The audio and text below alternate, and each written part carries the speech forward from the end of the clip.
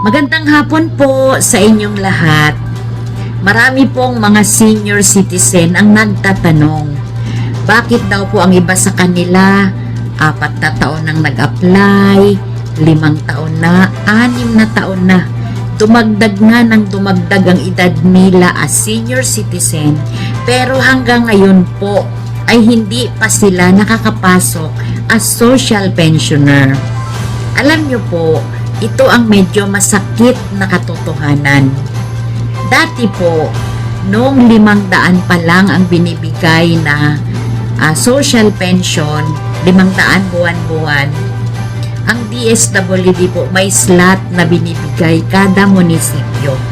So, ang slot po na yon, halimbawa 300, 250, yun po ay papasukan natin ng mga beneficiary. Pero mula po nung dinagdagan ng 500 ang pensyon ng senior citizen, nung naging 1,000 na po, wala na pong slot na binigay ang DSWD. Ang totoo po niyan, naging kumbaga nanatili sa kung ilan ang social pensioner ng bawat bayan. Hindi na po yun nadagdagan kung ang bilang ay 5,000 na lang po talaga. Tapos, nagkakaroon lang po tayo ng dagdag na beneficiaries o kaya nakakapasok lang po ang ibang mga naghihintay kung meron pong namamatay. Parang sila ay mga replacement na lang. Kaya nga po ako, ang panawagan ko po sana dati, na sana bago ginawang 1,000 ang pension ng senior citizen, inubos mo na lahat na pinasok sa listahan yung mga waitlisted o mga naghihintay para po makita talaga natin kung gaano karami ang pangangailangan natin sa pondo.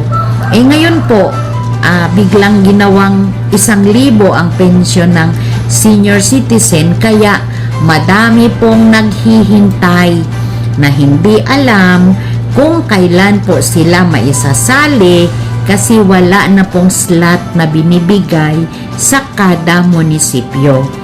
Ang malungkot pa po niyan ngayong 2026, kagaya po ng paulit-ulit kong binabanggit, magbabago na po ng pulisiya ang local social pension for indigent senior citizens. Hindi na po kailangang mag-apply, uulitin ko, hindi na po mag-a-apply kasi po ang magiging basihan na po ang resulta ng CBMS survey noong 2024. Doon po ay makikita sa resulta ng survey sino-sino ba ang indigent senior citizen na ipapasok as social pensioners.